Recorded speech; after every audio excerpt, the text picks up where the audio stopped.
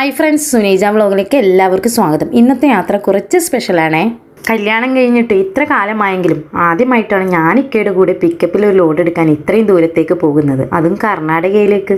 പുലർച്ചെ 2 മണിക്ക് സുഖമായി ഉറങ്ങുന്ന കുട്ടിപ്പട്ടാളത്തെ നമുക്ക് ടൂറിന് പോകാം എന്ന് പറഞ്ഞ് പറ്റിച്ച് എഴുന്നേൽപ്പിച്ചാണ് ഞാൻ വണ്ടിയിൽ കയറ്റിയത്. ടൂറാണെന്ന് കേട്ടതും പോക്കരി കടിച്ച് ആടി എഴുന്നേറ്റു.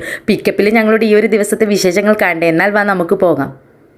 അങ്ങനെ 4 മണിയായപ്പോൾ ഞങ്ങൾ ഇരുട്ടിയിലെത്തി. ഒരു ഹോട്ടലിൽ കയറി നല്ലൊരു ചായയൊക്കെ കുടിച്ച് ഇറങ്ങിയപ്പോഴാണ് തൊട്ടടുത്ത് തന്നെ ഈ ഫ്രൂട്ട്സ് ഷോപ്പ് കണ്ടത്. ഈ കടയിൽ നിന്ന് ഞങ്ങൾ കുട്ടികൾക്ക് കഴിക്കാൻ ഓറഞ്ചും ആപ്പിളൊക്കെ വാങ്ങിയത്. അങ്ങനെ പമ്പിൽ വണ്ടി നിർത്തിയപ്പോൾ മിഠായി വാങ്ങാൻ പോയ ഇക്കാക്കമാരി നോക്കി നിൽക്കുന്ന നമ്മുടെ കൊച്ചു പോക്കിരിയെ കണ്ടോ. 5 മണിയായപ്പോഴേക്കും ഞങ്ങൾ പാലച്ചുരം കയറി തുടങ്ങി. എങ്ങും നല്ല മഞ്ഞൻ തണുപ്പുമായിരുന്നു. ഈ വഴിക്കാണ് ഇപ്പോൾ പുതിയതായി വന്ന ബൊമ്മാച്ചി പാർക്കുള്ളത്. കുട്ടികൾക്ക് കളിക്കാനൊക്കെ അവിടെ നല്ല സൗകര്യങ്ങൾ ഉണ്ടെന്നാ കേട്ടത്. ഇതുവഴി പോകുന്നവർക്ക് മക്കളെയും കൂട്ടി പോകാൻ പറ്റിയ സ്ഥലമാണ്. ഞങ്ങൾക്ക് തിരക്കുള്ളതുകൊണ്ട് ഇത്തവണ അവിടെ ഇറങ്ങാൻ പറ്റിയില്ല. സുബഹി നിസ്കരിക്കാനായി ഞങ്ങൾ മുത്തങ്ങപ്പള്ളിയിൽ കയറി. അവിടുന്ന് നിസ്കാരമൊക്കെ കഴിഞ്ഞ് ഞങ്ങൾ വേഗം യാത്ര തുടർന്നു.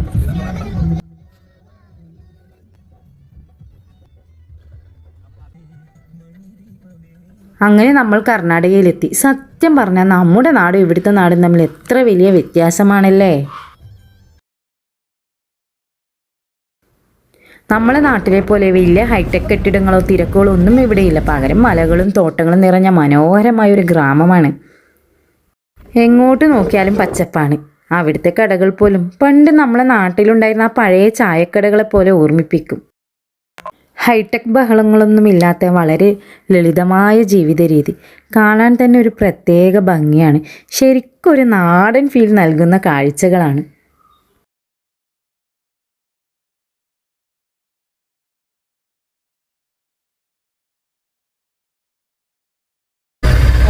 ഗ്രാൻഡ് ടാച്ച് ഇതാണ് ഇവിടുത്തെ ഹൈലൈറ്റ്. സൂപ്പർ ഹോട്ടൽ നേരെ. അങ്ങനെ പഴം ലോഡാക്കാൻ വേണ്ടി നമ്മൾ തോട്ടത്തിലെത്തി. വണ്ടിയിൽ ലോഡ് കയറി കഴിയുന്നത് വരെ തോട്ടത്തിനടുത്തുള്ള ഈ വീടും പരിസരവും ഒക്കെ ഞാനൊന്ന് ചുറ്റിക്കണ്ടു. വീടിൻ്റെ മുറ്റത്ത് തന്നെ കാബേജും മുളകും ഒക്കെ ആയിട്ട് നല്ല ഉഷാറ് കൃഷിയാണ്.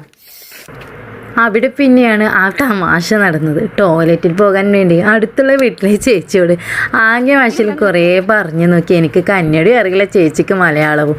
അവസാനം ഞാൻ പറഞ്ഞത് പുള്ളിക്കാരിക്ക് മനസ്സിലായതുമില്ല, എൻ്റെ കാര്യം നടന്നതുമില്ല. ഭാഷ അറിയാത്തത് കൊണ്ട് പറ്റിയൊരു അമളി തന്നെ എന്ന് പറയാം. ടോയ്ലറ്റ് പോണേ ടോയ്ലറ്റ് വണ്ണ്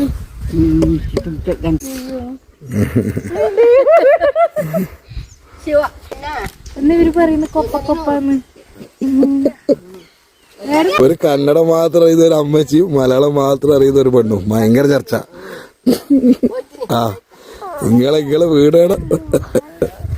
അങ്ങനെ ലോഡൊക്കെ കയറ്റി ഞങ്ങൾ തിരിച്ചിറങ്ങി. സത്യം പറഞ്ഞാൽ രാവിലെ അവിടെ നിന്ന് ഒരു 90 രൂപയുടെ ബീഫ് ബിരിയാണി വാങ്ങി കഴിച്ചിരുന്നു. അത് കഴിച്ചതോടെ നല്ലോണം വയറ് നിറഞ്ഞു. അതുകൊണ്ട് പിന്നെ വൈകുന്നേരം വരെ വിശപ്പൊന്നും മറന്നില്ല. വരുന്ന വഴിക്കൊരു ചായക്കടയിൽ കയറി ചായയും കുടിച്ച് ഗുണ്ടൽപേട്ട് എത്തിയപ്പോഴാണ് അവിടെ സൂര്യകാന്തി തോട്ടത്തിൽ കയറി ഫോട്ടോ ഒക്കെ എടുത്തത്. അങ്ങനെ അവിടുന്ന് 3 പൈനാപ്പിളും കട്ടാക്കി വാങ്ങി അതും കഴിച്ച് വണ്ടിയിൽ വരുമ്പോഴാണ് ഫോറസ്റ്റിൽ ആനയെ കണ്ടത്. കുട്ടികൾക്കത് വലിയ സന്തോഷമായി. വണ്ടിയിൽ തന്നെ തൊട്ടിൽ കെട്ടി ഞങ്ങളുടെ ചെറിയ പോക്കിരി അതിൽ ഉറക്കിയിരുന്നു. പിന്നെയുള്ള യാത്ര ഫോറസ്റ്റിലൂടെ ആയിരുന്നു. വണ്ടിയിൽ നല്ല പാട്ടും വെച്ച് എല്ലാവരും കൂടെ ആകെപ്പാടെ ഒരു ആഘോഷമായിരുന്നു. ശരിക്കും പറഞ്ഞാൽ ആ ഒരു യാത്ര നമ്മൾ അങ്ങ് എൻജോയ് ചെയ്തു.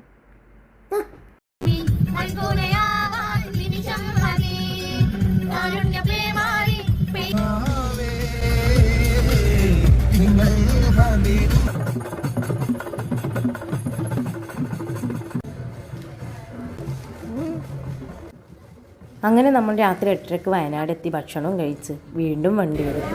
യാത്രയുടെ ക്ഷീണം കൊണ്ട് ഞാനും കുട്ടികളും വണ്ടിയിൽ തന്നെ ഉറങ്ങിപ്പോയി. ഇടയ്ക്ക് കണ്ണു തുറന്ന് നോക്കുമ്പോൾ കാണുന്നത് ഉറക്കം വരാതിരിക്കാൻ വേണ്ടി പുള്ളി കഷ്ടപ്പെടുന്നതാണ്.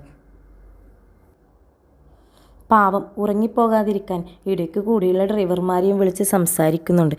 പിന്നെ ഫോണിൽ ന്യൂസൊക്കെ വെച്ച് കേട്ടാണ് വണ്ടി ഓടിക്കുന്നത്. രാത്രി 1 മണിയായി ഞങ്ങൾ പുരയിലെത്താൻ. പക്ഷേ വെറും 2 മണിക്കൂർ കഴിഞ്ഞപ്പോഴേക്കും, അതായത് 3 മണിക്ക് തന്നെ അടുത്ത ഓട്ടത്തിന് പോയി. നമ്മളൊക്കെ സുഖമായി ഉറങ്ങുന്ന നേരത്ത് സ്വന്തം ഉറക്കവും ക്ഷീണവും ഒന്നും നോക്കാതെ കുടുംബത്തിന് വേണ്ടി ഓടുന്ന ഈ ഡ്രൈവർമാരുടെ കഷ്ടപ്പാട് എത്ര പറഞ്ഞാലും തീരില്ല. ആ ഒരു തിരിച്ചറിവോടെ കൂടിയാണ് ഈ യാത്ര ഇവിടെ അവസാനിക്കുന്നത്.